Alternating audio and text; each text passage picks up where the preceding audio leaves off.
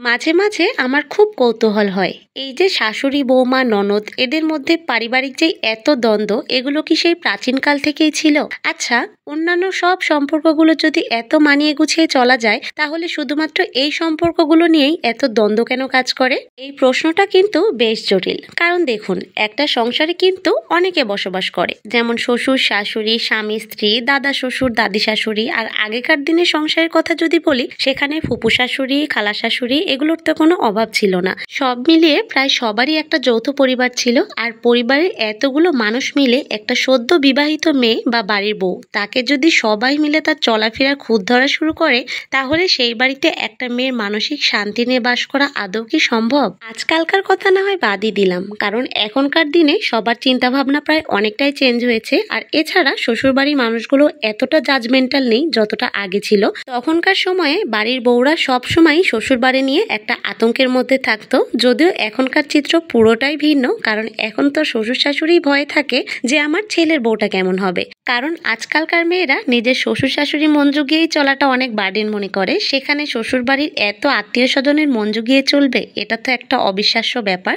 যদিও এখনো এমন অনেক ফ্যামিলি রয়েছে যেখানে বাড়ির বউদেরকে প্রতিনিয়ত ডমিনেট করা হয়, তবে সেই চিত্রটা আগের চাইতে এখন অনেকাংশেই কম। তবে যুগ যতই আধুনিক হোক না কেন, পারিবারিক এই দ্বন্দ্বগুলো কিন্তু এখনো রয়ে গেছে। বাড়িতে অন্যান্য সদস্যদের মধ্যে যতই মিল থাকুক না কেন, শাশুড়ি বৌমা অথবা ননদ ভাবি এদের মধ্যে সম্পর্কগুলো কেমন যেন একটা টক্সিকই থেকে যায়। ওপরে উপরে যতই ভাব থাকুক না কেন, ভেতরে গিয়ে সেই গলদটা কিন্তু ঠিকই কাজ করে। একটা সদ্য বিবাহিত মেয়ে শুধুমাত্র ঝগড়া আর হিংসা বিদ্বেষ করার জন্য নিজের বাবা মাকে ছেড়ে পরের বাড়িতে সংসার করতে আসে না। চোখে হাজারটা স্বপ্ন নিয়ে শ্বশুর বাড়িতে আসার পরে যখন সে দেখে যে এই পরিবারের মানুষগুলো কেউ তাকে নিজের আপন মনে করছে না, তখন তো সংসারের শুরুতেই সেই মেয়েটার মন ভেঙে যায়। তাহলে সে সবাইকে মন থেকে ভালোবাসবেই বা কি করে?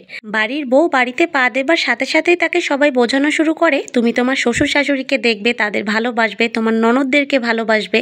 কই, এই কথাগুলো তো সেই পরিবারের লোকদের কেউ বোঝায় না যে অন্য একটা মেয়ে তার নিজের পরিবারের সবাইকে ছেড়ে এই সংসারে আসছে, তোমরা সবাই তাকে তার মতো করে আপন করে নিও। যাই হোক বাপু, মানুষের শ্বশুর বাড়ির গল্প অনেক হলো। আজকে আমি যাব আমার শ্বশুর বাড়িতে। শ্বশুর বাড়িতে তো যাচ্ছি একমাত্র ছেলের বউ শ্বশুর শাশুড়ির আদর খেয়ে আসবো, কিন্তু বাড়িতে আসার পরে কি খাবো সেই ব্যবস্থাও তো করে রেখে যেতে হবে। আজকে রান্নার পরিমাণটা দেখেই নিশ্চয়ই বুঝেছেন যে অন্যান্য দিনের চাইতে পরিমাণে অনেকটাই বেশি ছিল। অর্ধেকটা আজকে খাবো আর বাকিটা তুলে ফ্রিজে রেখে যাব, যেন আসার পরে সেই বেলায় আমাকে আর রান্না করতে না হয়। রান্না শেষ করে রান্নাঘরটাও আমি খুব ভালো করে ক্লিন করে নিয়েছি। আর এখন বাবুকে গোসলের জন্য পানি গরম করে নিয়ে এবারে মা মেয়ের জন্য একটা ফল কেটে নিচ্ছি।